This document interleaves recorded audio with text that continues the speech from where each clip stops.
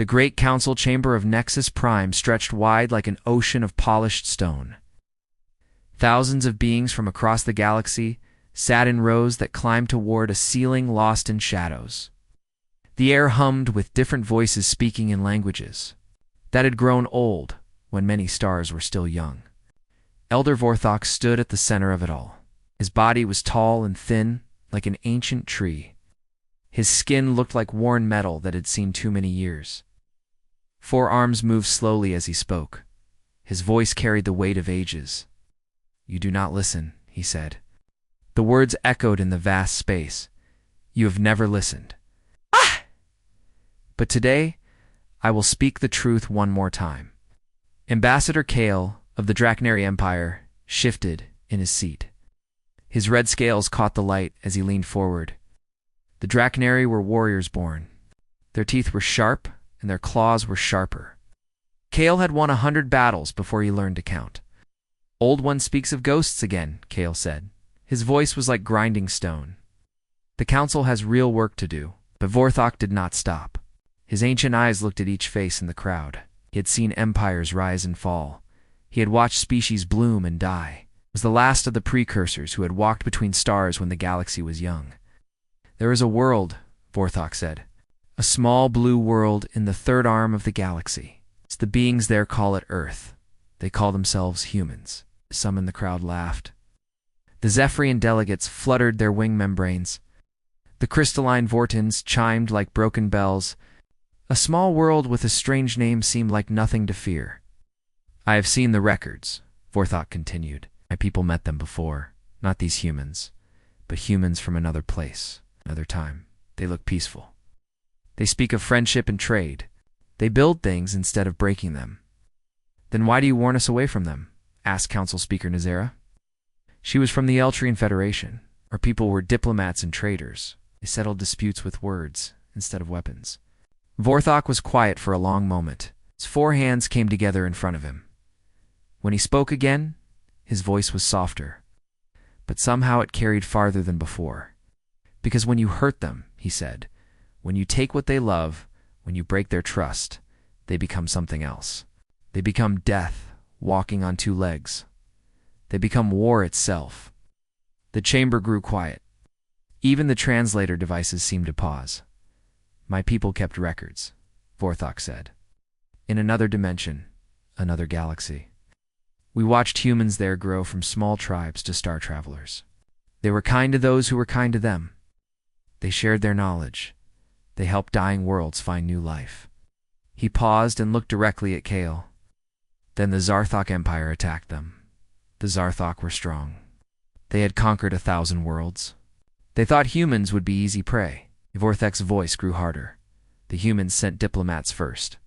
They asked for peace. They offered trade agreements. The Zarthok Empire laughed and killed the diplomats. They attacked human colonies. They took human prisoners for slaves. The old being began to walk in a slow circle. His steps echoed in the silence. That was their mistake. See, humans do not fight like other species. They do not roar and charge like the Drachnary. They do not rely on shields and formations like the Ultrions. They think, they plan, they wait." "All species can plan," Kale said, but his voice was not as sure as before. "It's not like humans," Vorthok replied. "They turned the Zarthok's own strength against them. They made the Empire's size into a weakness. They struck at supply lines instead of battleships. They turned servant species against their masters. They made allies of the Empire's enemies." The elder stopped walking and faced the council again. In 2 years, the Zarthok Empire was gone. Not defeated, gone, erased from existence. Every world that had supported them paid a price. Every species that had ignored human calls for help learned what human justice meant. "You speak of legends," said Nazira. "Old stories told to frighten children." Vorthok reached into his robes and pulled out a small device. It projected images into the air above the council. Images showed vast fleets of ships. They showed worlds burning. They showed proud species kneeling in defeat. "These are not legends," he said. "These are records. This is what happens when humans decide that peace is no longer possible." The images changed. Now they showed humans helping other species, building hospitals on alien worlds, sharing technology, teaching farming techniques, protecting weak species from strong ones. But this is also what they do, Vorthok said. When you do not force them to become monsters, they become the best friends you could ask for. They will die to protect those who cannot protect themselves. They will share their last meal with a hungry stranger. Ambassador Kale stood up. His massive form cast shadows across several rows of seats. If they are so dangerous, why do you not tell us where they are? Why do you not help us destroy them?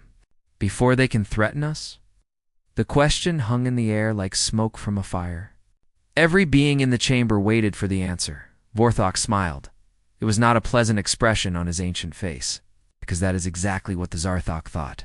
He said, "They sent their fleets to destroy Earth before humans could spread to other worlds.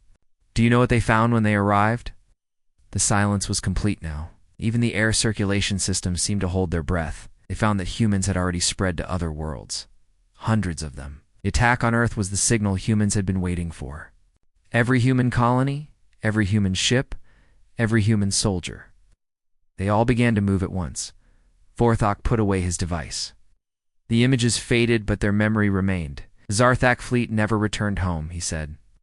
Neither did the next fleet. Or the next. When the humans finally appeared in Zarthak space, they brought with them technologies that should not have existed. Weapons that turned matter into energy. Ships that moved faster than light itself. Strategies that had been planned for decades. The elder began to walk toward the exit. His steps were slow, but steady. "I have warned you," he said without turning back. "Soon they will make contact. They will come in peace. They'll offer friendship. Some of you will accept, some of you will not." He stopped at the great doors of the chamber. "To those who choose to see them as enemies, I say this. Remember the Zarthok Empire. Remember that they too thought humans would be easy prey. Remember that there is nothing left of them now but dust and cautionary tales." The doors closed behind him with a sound like thunder. For a long moment, the council sat in silence. Then Kale began to laugh. It was a harsh sound that filled the chamber. "The Old One speaks of myths and legends," he said. "His mind has grown weak with age. These humans, if they exist at all, are nothing to fear. When they come, we will show them their place in the Galactic Order." Many in the council nodded. The Draknari were strong. The Eltrians were clever. The combined fleets of the Galactic Federation had never been defeated. But in the back of the chamber, a few beings sat quietly. They had heard the certainty in Vorthak's voice. They had seen the pain in his ancient eyes. They began to make plans of their own. Far away on a small blue world, Captain Hyan-Wu Park stood on the bridge of the UES Defiance. He looked out at the stars and wondered what waited for humanity among them. In a few days, he would lead the first human diplomatic mission to the Galactic community. He hoped they would find friends among the stars. He did not know that an ancient being had just tried to save the galaxy from what would happen if they found enemies instead. 3 ships moved through the darkness between stars. They were not large by galactic standards. They did not shine with the gold and crystal of Ultrian vessels. They did not bristle with weapons like Draknari warships. They looked simple and clean, like tools made for work instead of war. Captain Hyan-Wu Park stood on the bridge of the UES Defiance and watched the stars grow brighter ahead. In a few hours, they would reach Nexus Prime. Humanity would take its first steps into the galactic community. "Captain," said Lieutenant Commander So-Young Kim from her station. "Long-range sensors are picking up the outer defense grid. Looks like they have enough firepower to crack a moon. Standard for a capital world," Park replied.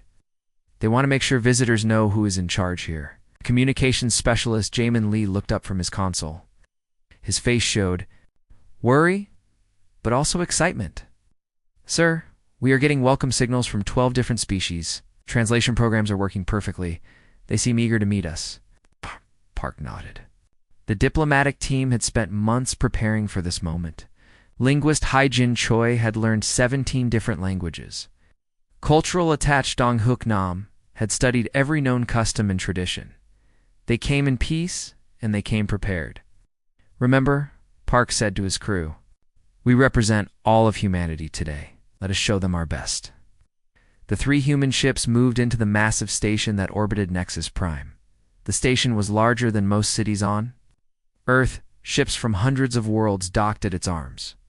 Like insects on a great metal flower. The sight took Park's breath away. "Look at that," whispered Soyoung Kim. "Some of those ships are older than human civilization." Park had to agree. A precursor vessel hung in the distance like a silver needle. Its hull was covered in writing that no living being could read. Beside it floated a Zephyrian bioship that looked more grown than built. Gas giant harvesters from the outer rim looked like metal whales beside tiny scout ships that could cross a galaxy in days. "Docking Bay 7, said the station controller. "Welcome to Nexus Prime, humans of Earth." The voice was translated into perfect English, but Park could hear something in the original tone. It was not quite respect, not quite fear, something else. Something that made his soldier instincts wake up and take notice. The docking bay was huge. It could have held a dozen ships the size of the Defiance. Other vessels were already there. Park recognized the sharp angles of Altrian design, the organic curves of Zephyrian biotech. And dominating one entire wall was a Draconary battlecruiser. "That is the Bloodfang," said Donghyuk, numb quietly. "Exa. Flagship of Warchief," Thaxon himself. "I did not expect the Draconary to send such a high-ranking delegation." Park studied the alien ship through the viewports. It was black metal covered in spikes and weapon ports. Red lights pulsed along its hull like a heartbeat. Even docked and powered down, it looked ready for battle. "Maybe they want to make a good first impression," Park said, but something in his gut told him otherwise. The human delegation gathered in the airlock. Besides Park and his senior staff, there were scientists, trade specialists, and cultural experts. 37 people total. They wore simple blue uniforms that showed no weapons and no military ranks. They looked exactly like what they were supposed to be. Peaceful explorers seeking friendship among the stars. The airlock opened and they stepped into the station. The air was thick and humid. It smelled of ozone and something else. Something that reminded Park of the smell before a thunderstorm. "Welcome," said a voice from above. Ambassador Nexera of the Altrian Federation floated down to meet them. Her body was thin and graceful. Her skin was pale blue and seemed to glow. With its own light, she smiled. Park could see that her teeth were like pearls. "We are honored to meet you," Park replied. He bowed slightly, as his cultural training suggested. "I am Captain Han Woo Park of the United Earth ship Defiance. We come seeking friendship and understanding." "Of course you do," said another voice. This one was deeper and rougher. "All prey animals speak of friendship." The Draconary delegation approached. Warchief Thaxon was huge, even by the standards of his species. His red scales looked like armor. His claws were longer than human fingers. When he smiled, his teeth looked like knives. "I am Thaxon," he said. "I rule the Draconary Empire. You will learn to fear that name." Park kept his expression calm. "We come in peace, Warchief. We hope to learn from all the species of the galaxy." "Learn." Thaxon laughed. It sounded like rocks falling. "You will learn. You will learn that the strong rule and the weak serve. Will learn that humans are weak." Hyjin Choi stepped forward. She was small compared to the Draconary, but she did not seem afraid. "We have much to offer in trade and knowledge. Perhaps we can find common ground." Thaxon looked at her like a predator looking at wounded prey. "Common ground?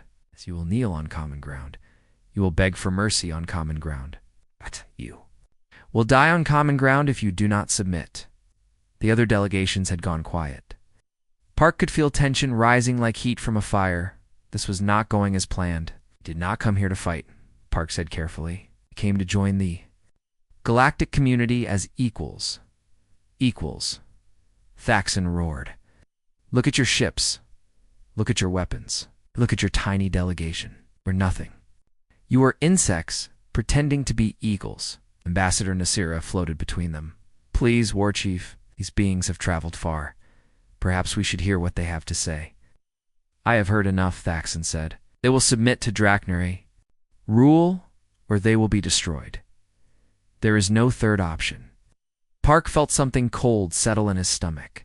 He had hoped for friendship, It prepared for misunderstandings, but he had not prepared for this level of hostility. "We cannot submit to any rule," he said quietly. "We come as free beings seeking to meet other free beings." Thaxton's eyes went wide, then he began to laugh again. "Free? You think you are free? You think your little ships and your little weapons make you free?" The war chief activated a device on his wrist. Immediately the air filled with the sound of weapons powering up. Drachnary soldiers appeared from hidden positions. They wore battle armor and carried weapons that hummed with energy. "You are prisoners now," Thaxton said. "Your ships are surrounded. Your crews are outnumbered. You will return to your little blue world and tell them that the Drachnary Empire has claimed it." Park looked around the docking bay, where Drachnary soldiers were pouring in. Some of the other delegations were backing away. Others were watching with expressions that Park could not read. "And if we refuse?" Park asked. Thaxton's smile grew wider. "Then you will die here, and we will send your ships back to Earth as wreckage. A message to your people about what happens to those who defy the Drachnary Empire." Saw Young Kim stepped closer to Park. "Captain," she whispered, "I can activate the emergency beacon. Let Earth know what happened here." Park nodded slightly. It was a small movement, but Kim understood. Her hand moved to her belt, where a small device waited. "You have 1 minute to decide," Thaxton said. "Submit or die." Park looked at his crew. These people had followed him across the galaxy. They had believed in humanity's dream of joining the stars. Now they faced death or slavery because of his decisions. "We choose freedom," Park said. Thaxton's expression changed. The amusement was gone. In its place was cold fury. "Then you choose death," he said. The Drachnary weapons began to charge. Energy weapons whined as they built power. Projectile weapons clicked as rounds entered chambers. Air itself seemed to vibrate with coming violence. Kim pressed her emergency beacon. A small pulse of energy shot out, toward the human ships. Park hoped it would reach them in time. "For humanity," Park said quietly. "For humanity," his crew replied. The weapons fired in the chaos that followed. Few noticed the small figure of Elder Vorthok watching from an observation deck high above. His ancient face was sad but not surprised. "I tried to warn them," he whispered. "To the empty air. Now they will learn what happens when you hurt the humans." The beacon pulse reached the UES Defiance just as Drachnary soldiers stormed aboard. Lieutenant Commander Jin Soo-young managed to get the signal into the ship's communication array before a stun bolt dropped him to the deck. The message was simple. 3 words that would change everything. "Humans under attack." The signal raced through space toward a small blue world where billions of humans lived and worked and dreamed of the stars. They had sent their best to make friends among the galaxy. Instead, they had found enemies. The signal would reach Earth in 6 days. Galaxy had 6 days of peace left. Admiral Sung Ho Yoon was drinking his morning coffee when the signal arrived. He was standing in his office on Luna Station, looking out at the blue marble of Earth, spinning slowly below. The coffee was still hot. The sun was just rising over the Pacific Ocean. It was a peaceful moment that would be the last. Peaceful moment for a very long time. The communication console lit up with urgent red lights, the kind of lights that meant someone somewhere was in terrible trouble. Yoon set down his coffee and activated the message. 3 words appeared on the screen. 3 simple words that changed everything. "Humans under attack." Yoon stared at the message for exactly 5 seconds. Then he pressed the emergency alert button that he had hoped never to use. Throughout the Sol system, klaxons began to wail. Ships that had been moving slowly suddenly changed course. Space stations that looked like research facilities began to unfold into something very different. "All department heads to the war room immediately," Yoon said into his communicator. His voice was calm, but every human who heard it understood. The Admiral was not making a request. The war room was deep inside Luna Station. It had been built to survive direct hits from antimatter weapons. Maps of human space covered the walls. But these were not the maps that alien visitors had ever seen. These maps showed the real extent of human territory. Not colonies that existed only in classified files. Mining operations in dead systems that nobody else wanted. Research stations hidden in asteroid belts. Colonel Minjun Quan arrived first. It was tall and thin, but moved like a cat ready to pounce.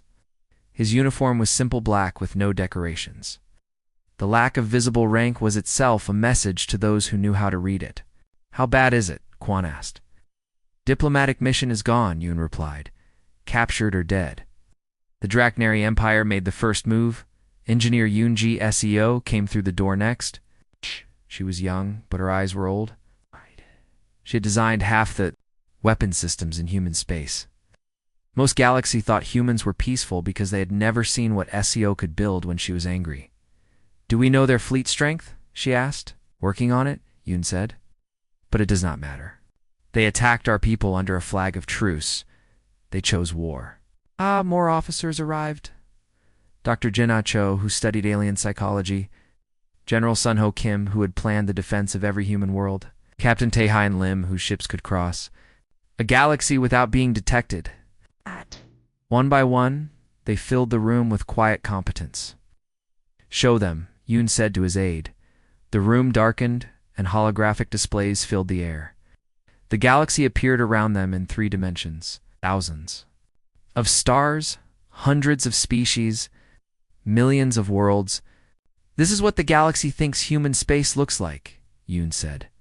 A small section near the edge lit up in blue. It looked tiny compared to the vast empires around it. "This is what human space actually looks like," he continued. The blue expanded. It spread through systems that other species thought were empty. It reached into nebulae that aliens avoided. It touched the edges of black holes where conventional ships could not go. When it finished growing, it was 20 times larger than anyone suspected. "My God," whispered Dr. Cho.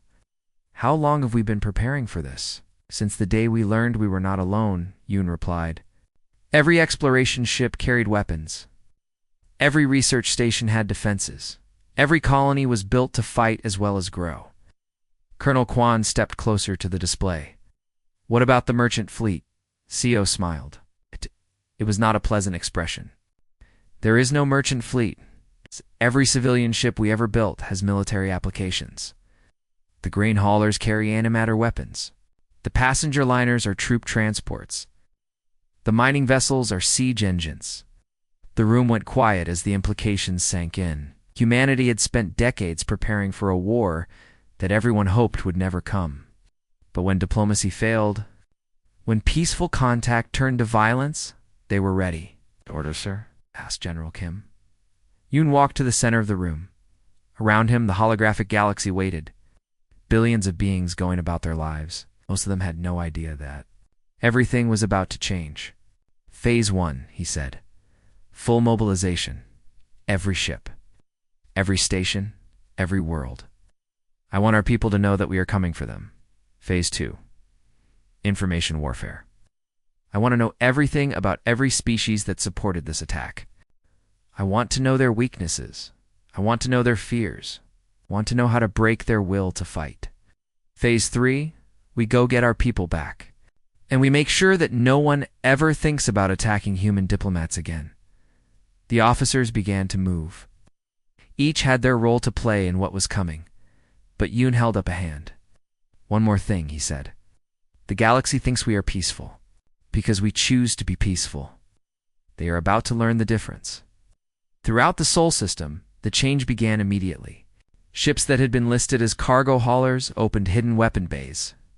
Research stations deployed sensor arrays that could track a pebble across star systems. Mining operations became forward bases for military operations. On Mars, Captain Young Mi-han looked at her orders and nodded grimly. Her stealth ships had been watching alien military movements for years. Now it was time to do more than watch. On Europa, Specialist Woo Jin Park received his deployment orders. The boarding specialist had trained for years to fight in zero gravity and hostile atmospheres. Now he would get to test his skills against alien technology on Earth itself. President Manesio Lee addressed the Global Defense Council. The message was simple. Humanity's children were in danger. Every resource, every ship, every weapon would be used to bring them home. But it was in the asteroid belt that the most important work began. Engineer SEO had arrived at manufacturing. Station 7. From the outside, it looked like any other mining operation. Robots moving rocks. Solar collectors gathering energy. It's nothing to concern alien observers. Inside was the most advanced weapons facility in human space. "Ma'am," said her assistant. "How many do you want us to build?" Seo looked at the production lines. Each one could build a ship capable of cracking a moon. The raw materials were endless. The energy was unlimited. The only question was how many. Enemies humanity was about to make? All of them, she said. Build all of them. In the deep black between Mars and Jupiter, something stirred. The Titan yards had been humanity's most carefully guarded secret. From a distance, they looked like natural asteroid formations. Ships passing through the area saw nothing but rocks and ice. They did not see the massive construction facilities hidden inside hollow asteroids. They did not see the shipyards that could build vessels larger than cities. They did not see the weapons testing ranges where humanity's most terrible ideas were turned into reality. Admiral Beak Sora stood on the command deck of the UES Nemesis and watched her fleet come to life. 200 ships that the galaxy had never seen. Each one built in secret over decades of preparation. Each one designed for a war that everyone hoped would never come. "Signal from Luna Station," her communications officer reported. "Operation Homecoming is authorized?" Beak nodded. Homecoming was the plan to rescue captured human personnel. But it was more than that. It was the plan to make sure that capturing human personnel would never be safe again. "All ships," she said into her communicator. "This is Admiral Beak. Today, we go to war not because we want to, because someone made the mistake of thinking humans are weak." She paused and looked out at the stars where human ships were moving in the darkness. "They attacked our diplomats. They captured our people. They chose to make us their enemies." Another pause, longer this time. "Show them what human enemies look like." The fleet began to move, not just Beak ships, but hundreds of others throughout. Human space. They moved in silence through the dark between stars. They used routes that did not appear on any galactic map. They carried weapons that alien scientists thought were impossible. Behind them, production facilities that had pretended to be civilian for decades revealed their true purpose. The sleeping giant of humanity was waking up, and it was very, very angry. On Nexus Prime, Elder Vorthok felt the change like a cold wind. He had seen this before in another time and place. The moment when humanity stopped pretending to be harmless and started being themselves. He looked up at the stars and whispered, "A prayer for the galaxy." "They should have listened," he said to the empty air. "They should have listened when there was still time for mercy." In the depths of space, human ships gathered like storm clouds. The galaxy had 6 days to prepare for what was coming. It would not be enough. War Chief Thaxon stood on the bridge of his flagship and watched the void with satisfaction. 3 days had passed since he captured the human delegation. 3 days of interrogating the prisoners. 3 days of learning about their pathetic little world. "They have no real weapons," reported his intelligence officer. "Their ships are weak. Their technology is primitive. Earth has maybe 1,000 combat vessels total." Thaxon nodded. The humans had been exactly what he expected. Soft creatures who talked about peace because they were too weak to make war. Their Captain Park had broken after only 2 days of questioning. He had told them everything about Earth's defenses. "And their response to our demands?" Thaxon asked. 3 ships approaching the outer system," the officer replied, "requesting the return of their delegation." Thaxon began to laugh. It was a sound like breaking stone. 3 ships. They send 3 ships to demand the return of their people. Do they think we are merchants to be bargained with? Around the bridge, his officers joined in the laughter. Drakneri had conquered 100 worlds. They had fleets that could darken the sky of any planet. 3 human ships was not a rescue mission. It was a joke. "Order the 4th Fleet to intercept them," Thaxon commanded. 50 ships should be enough to handle 3. Capture them if possible. Destroy them if necessary. The 4th Fleet moved to intercept the human vessels. 50 Drakneri warships formed. a battle line that stretched across space like a wall of death. Each ship was 3 times the size of the approaching human vessels. Each ship carried enough firepower to level a city. Admiral Beak Sora watched the enemy formation from the bridge of the UES Nemesis.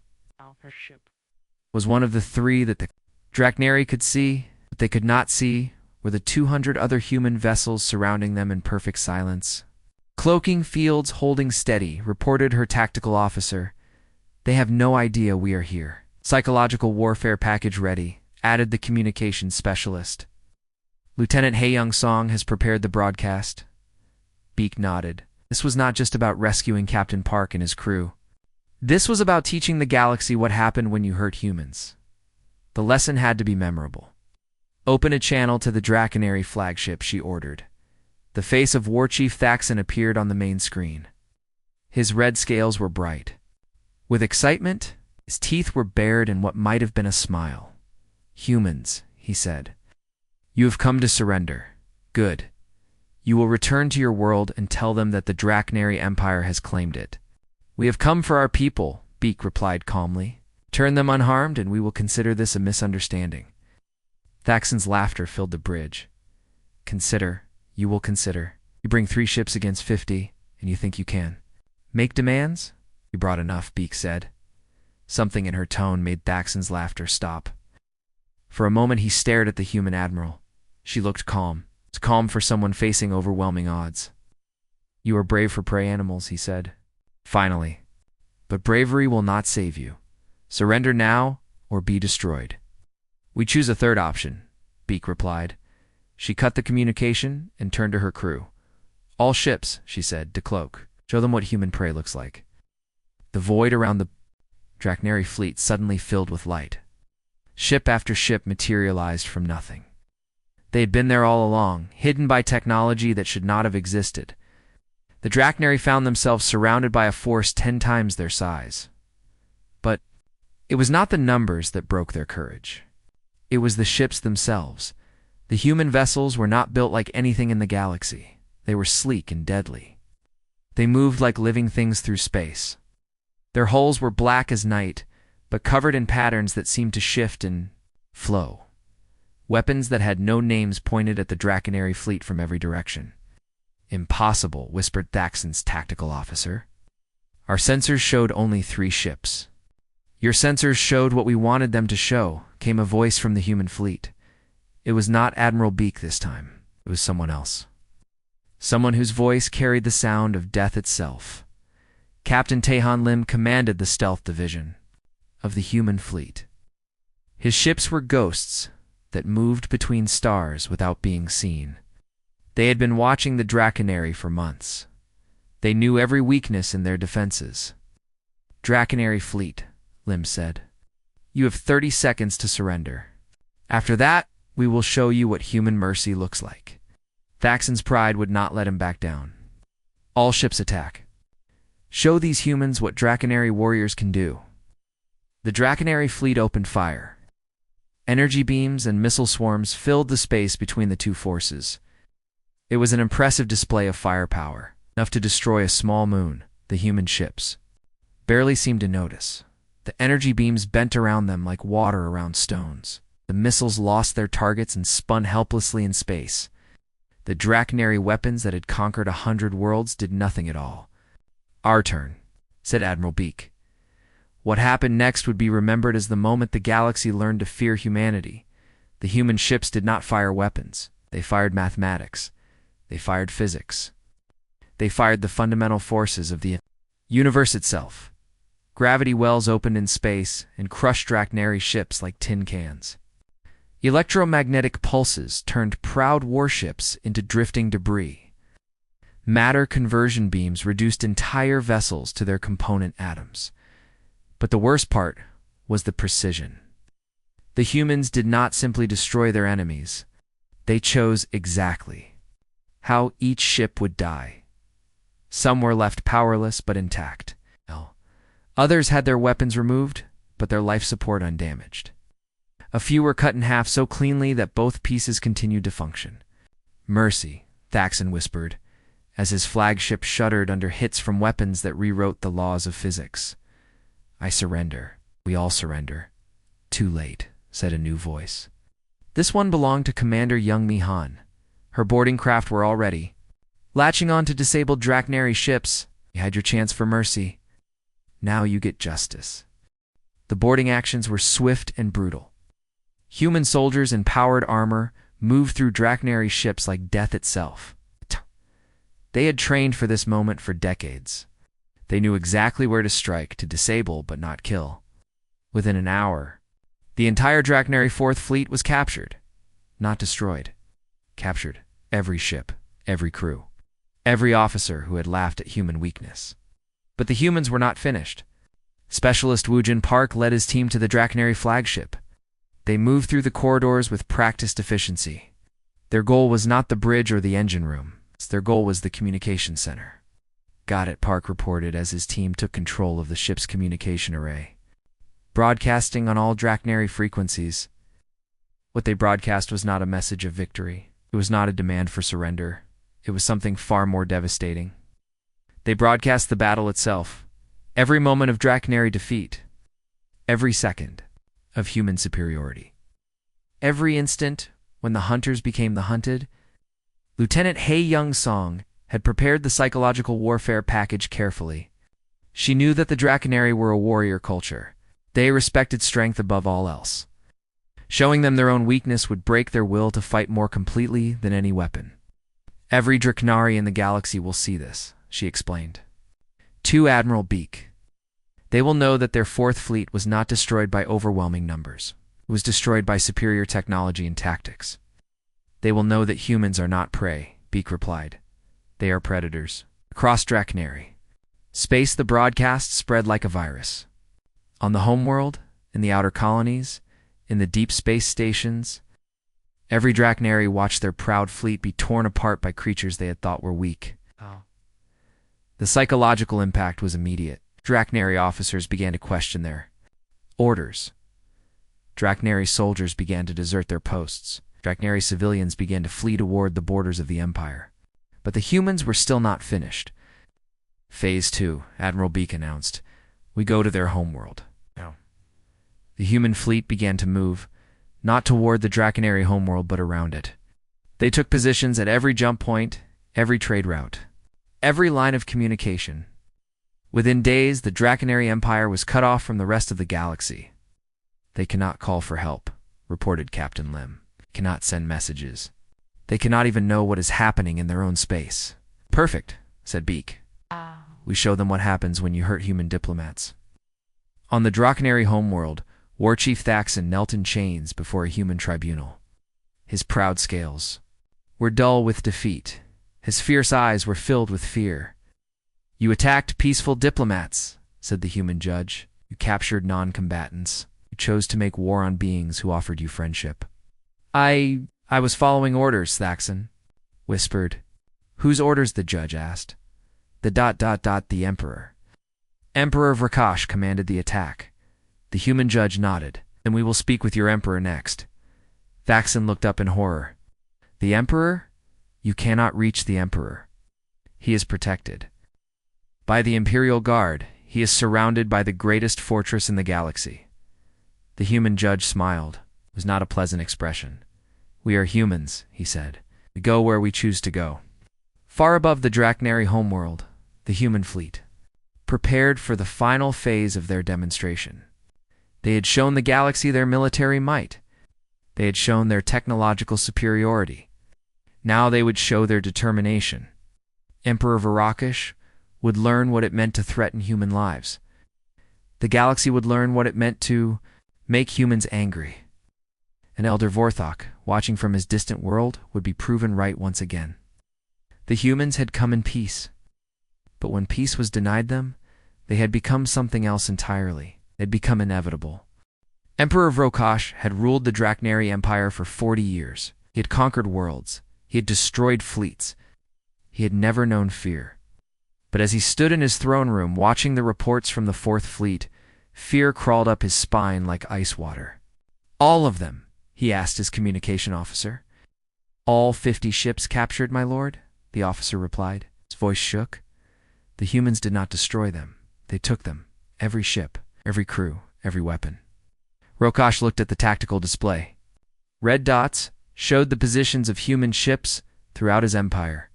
They were everywhere, at every jump point, around every colony world. His empire was surrounded by ghosts that had appeared from nowhere. How many ships do they have? He demanded. We do not know, my lord. Our sensors cannot count them all. They appear and disappear like shadows. The emperor's claws dug into the arms of his throne. For 40 years he had built this empire through strength and fear. Now something stronger had come to challenge him. Bring me the human prisoners, he commanded. I will speak with their captain. Captain Hyenwoo Park was brought to the throne room in chains. His uniform was torn. His face showed the marks of interrogation. But his eyes were clear and steady. He did not look like a man who had been broken, Ivrakish said. You told us your world was weak. You said Earth had no real defenses. Park looked up at the Emperor. I told you what you wanted to hear. I told you lies that would make you confident. I told you stories that would make you careless. You lied? I told you that Earth had 1,000 combat ships. That was true. What I did not tell you was that those ships were just the ones we let you see. We have been preparing for this war since the day we learned about the galaxy. Rokash stood up from his throne. His massive form cast shadows across the room. What do you want? What are your terms? Terms, Park laughed. It was a sound without humor. You attacked diplomats. You tortured prisoners. You threatened to destroy my world. There are no terms. Everyone has a price, the Emperor said. Name yours. You cannot afford our price, Park replied. Our price is justice. Before Vrakash could respond, the air in the throne room began to shimmer. The Emperor's guards raised their weapons, but there was nothing to shoot at. The shimmer grew brighter, and then 3 figures materialized from thin air. They wore black armor that seemed to absorb light. Their faces were hidden behind masks that showed no emotion. They moved with the fluid grace of natural predators. Impossible, Vrokash whispered. The palace defenses are very impressive, said the center figure. The voice was calm and female. We studied them for months. We know every weakness, every blind spot, every way in and out. The figure removed her mask. General Sunho Kim looked at the Emperor with eyes like winter storms. I am General Kim of the Human Defense Force, she said. You are under arrest for crimes against humanity, guards. Varakish roared. Kill them! The Draknari guards opened fire. Energy beams filled the throne room with deadly light. When the beams faded, the 3 humans stood exactly where they had been. Their armor had not even been scratched. Your turn, said Kim.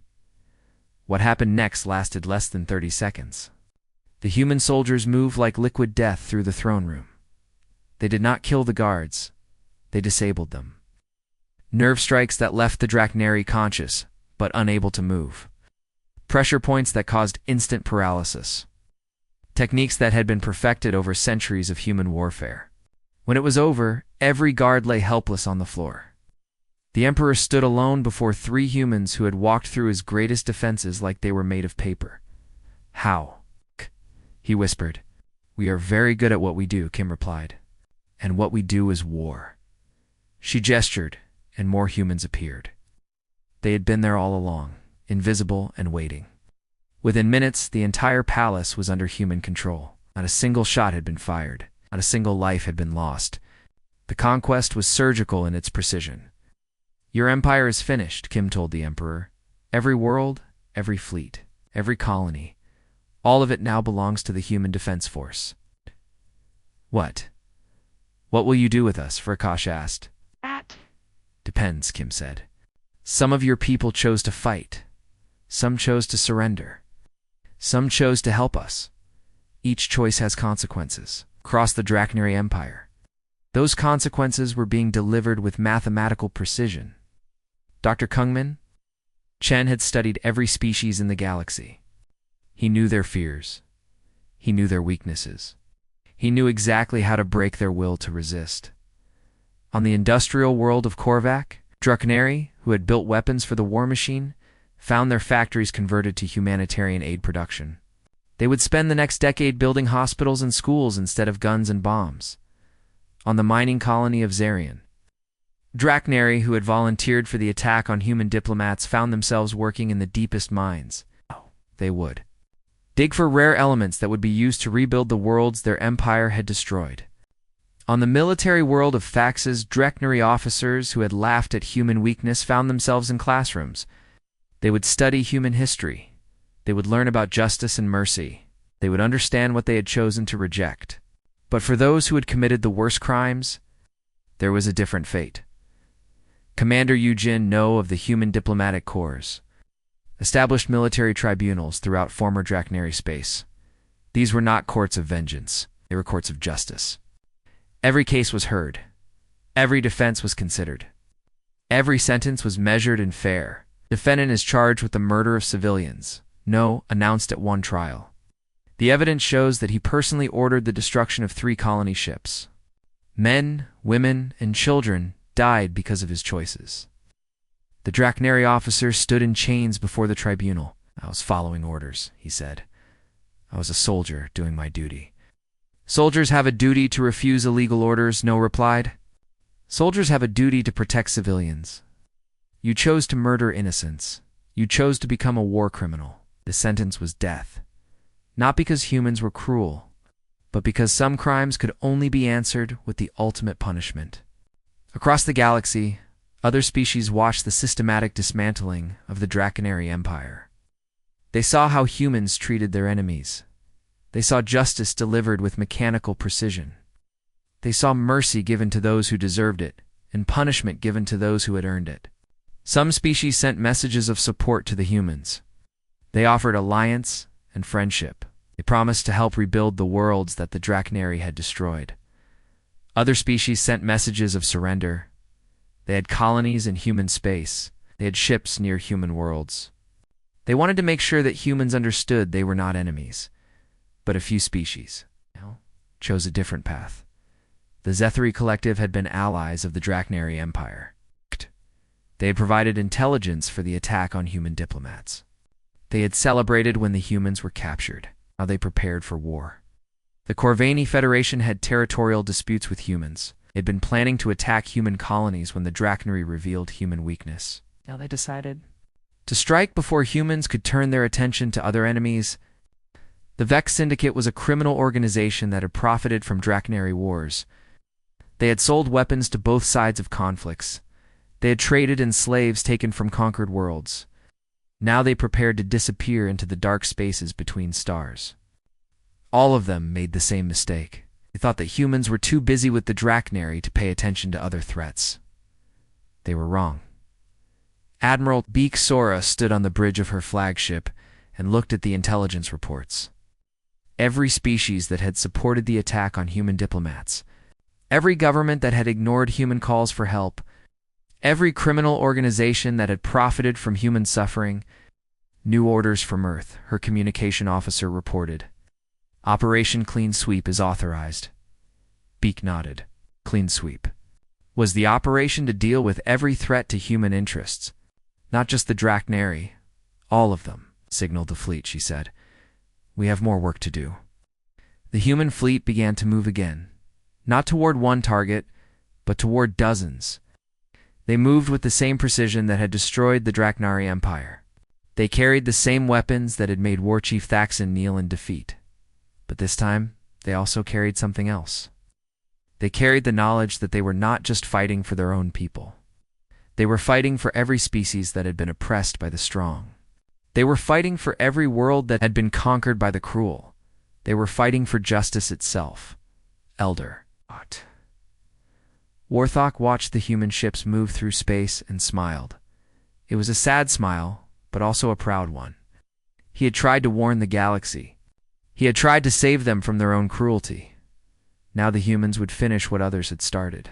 It would create a galaxy where the strong protected the weak, where the powerful served justice, where peace was possible because war was too terrible to risk. The galaxy had chosen to ignore his warnings. Now they would live with the consequences, or they would not live at all. 1 year had passed since the Drachneri Empire fell. 1 year since the galaxy learned what human justice looked like. 1 year since everything changed forever. President Nessie stood before the rebuilt Galactic Council on Nexus Prime. The Great Chamber looked the same but felt completely different. The air no longer hummed with the tension of barely controlled conflicts. Instead, it carried the quiet confidence of beings who knew that justice would be served. Fellow citizens of the galaxy, President Lee began. Her voice was calm, but it carried to every corner of the vast space. We gathered today not as separate species competing for resources, but as partners building a better future. In the front row sat Elder Vorthok. His ancient frame looked stronger now. His eyes held hope, instead of resignation. Beside him sat Captain Hyanwu Park, now Admiral Park, commander of the Galactic Peace Fleet. His uniform was simple blue, but every being in the chamber knew what it represented. 1 year ago, Lee continued, some of you chose to see humanity. As prey, you chose to ignore the warnings of those wiser than yourselves. You chose to believe that might makes right. She paused and looked around the chamber. Where once there had been hundreds of species, now there were fewer. Some had chosen to fight humanity and lost. Others had chosen to flee rather than face justice. But those who remained had chosen something different. They had chosen to learn. Today, Lee said, we announced the formation of the Galactic Protection Alliance. Membership is open to all species who agree to 3 simple principles. Chamber waited in perfect silence. First, the strong protect the weak. No species may prey upon another. No empire may conquer for conquest's sake.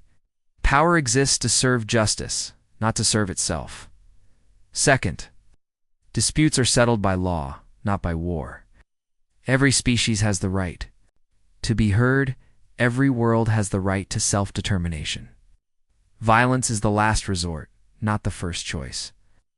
Third, all beings have the right to life, liberty, and the pursuit of happiness. No species may enslave another. Government may oppress its people. Freedom is not a privilege to be granted, but a right to be protected. Ambassador Nixera of the Altrian Federation was the first to stand. Her pale blue skin seemed to glow with inner light as she spoke. The Altrian Federation accepts these principles, she said. We request membership in the Galactic Protection Alliance. 1 by 1, other species rose to accept. The Zephyrians with their wing membranes spread wide. The crystalline Vortons chiming in harmony. The gas giant dwellers of the Outer Rim speaking in their deep, slow voices. But not everyone. Accepted in the back of the chamber, Ambassador Cross of the Zetheri Collective remained seated. His insect-like form clicked with agitation. Beside him, the representatives of 3 other species also remained in their seats. The Zetheri Collective rejects these terms, Cross said. His voice was like breaking glass. We will not be ruled by humans. We will not surrender our sovereignty to alien ideals. President Lee looked at him with something that might have been pity. No one is asking you to surrender your sovereignty, she said. We are asking you to surrender your right to hurt others.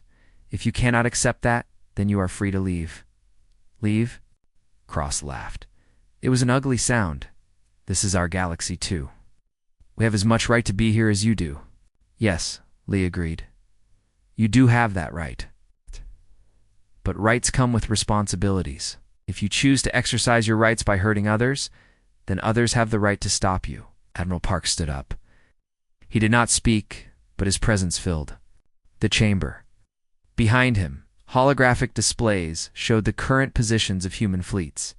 They were everywhere, protecting trade routes, guarding weak species from strong ones. Maintaining peace through overwhelming strength? The choice is yours, Lee said to Cross. Join us in building a better galaxy, or leave to find somewhere else to practice your old ways. Cross looked around the chamber. He saw species that had once been his allies now joining the human alliance. He saw the holographic displays showing human ships patrolling space that had once belonged to the Drachnary Empire. He saw the future approaching like a storm he could not stop. We will remember this, he said as he stood to leave. We'll remember that humans took our freedom. We will remember that you chose to define freedom as the right to hurt others, Lee replied. History will judge which definition was correct. Cross and his allies left the chamber. Their footsteps echoed in the silence they left behind. Everyone knew they would not simply disappear. They would gather in the dark spaces between stars. They would plan and scheme and prepare for war. But everyone also knew that humanity would be ready. After the ceremony, Admiral Park walked through the corridors of Nexus Prime with Elder Vorthok. The ancient being moved slowly but steadily. His forearms gestured as he spoke. "You have done well," Vorthok said. "Better than I dared hope when I first warned the Council." "We did what we had to do," Park replied. "But it is not finished. There are still those who choose the old ways." "There will always be such beings," Vorthok said. "Question is whether the galaxy will follow them or reject them." They stopped at a great window that looked out into space. Ships from dozens of species moved in organized patterns around the station. Human vessels shepherded the others, but they did not dominate them. They protected them. "The precursors tried to rule through fear," Vorthok continued. "We became so powerful that others submitted to us rather than fight us. But submission is not cooperation. Fear is not respect." "What happened to them?" Park asked. "We became so focused on maintaining our power that we forgot why we wanted it in the first place," Vorthok replied. "We became the very thing we had originally fought against. In the end, our subject species rose up and destroyed us. Only a few of us escaped to remember what we had lost." 1 year had passed since the Draconori Empire fell. 1 year since the galaxy learned what human justice looked like. 1 year since everything changed forever. President Nessioli stood before the rebuilt Galactic Council on Nexus Prime. The Great Chamber looked the same but felt completely different. The air no longer hummed with the tension of barely controlled conflicts. Instead, it carried the quiet confidence of beings who knew that justice would be served. "Fellow citizens of the galaxy," President Lee began. Her voice was calm, but it carried to every corner of the vast space. "We gathered today not as separate species competing for resources, but as partners building a better future."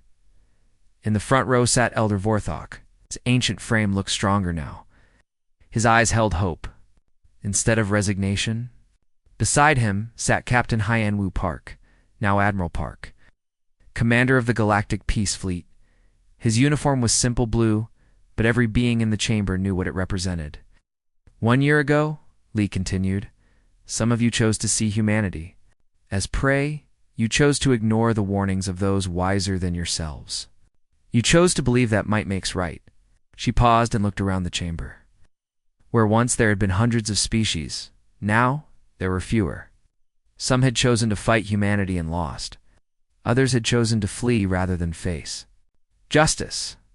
But those who remained had chosen something different. They had chosen to learn. "Today," Lee said, "we announced the formation of the Galactic Protection Alliance. Membership is open to all species who agree to 3 simple principles." Chamber waited in perfect silence. "First, the strong protect the weak. No species may prey upon another. No empire may conquer for conquest's sake. Power exists to serve justice, not to serve itself. Second, disputes are settled by law, not by war.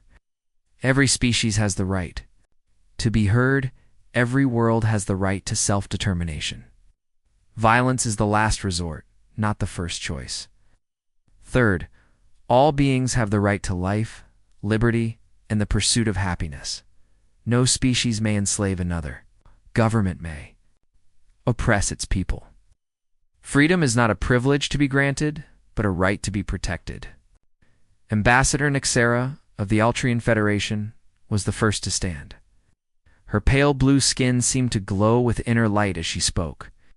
"The Altrian Federation accepts these principles," she said. "We request membership in the Galactic Protection Alliance." One by one, other species rose to accept. The Zephyrians with their wing membranes spread wide, the crystalline Vortons chiming in harmony, the gas giant dwellers of the Outer Rim speaking in their deep, slow voices. But not everyone. Accepted in the back of the chamber, Ambassador Cross of the Zetheri Collective remained seated. His insect-like form clicked with agitation. Beside him, The representatives of 3 other species also remained in their seats. The Zethary Collective rejects these terms, Cross said. His voice was like breaking glass. We will not be ruled by humans. We will not surrender our sovereignty to alien ideals. President Lee looked at him with something that might have been pity. No one is asking you to surrender your sovereignty, she said. We are asking you to surrender your right to hurt others. If you cannot accept that, then you are free to leave. Leave? Cross laughed. It was an ugly sound. This is our galaxy too. We have as much right to be here as you do. Yes, Lee agreed. You do have that right. But rights come with responsibilities. If you choose to exercise your rights by hurting others, then others have the right to stop you. Admiral Park stood up. He did not speak, but his presence filled the chamber. Behind him, holographic displays showed the current positions of human fleets.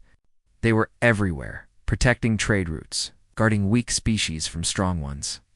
Maintaining peace through overwhelming strength? The choice is yours, Lee said to Cross. Join us in building a better galaxy, or leave to find somewhere else to practice your old ways. Cross looked around the chamber. He saw species that had once been his allies now joining the human alliance.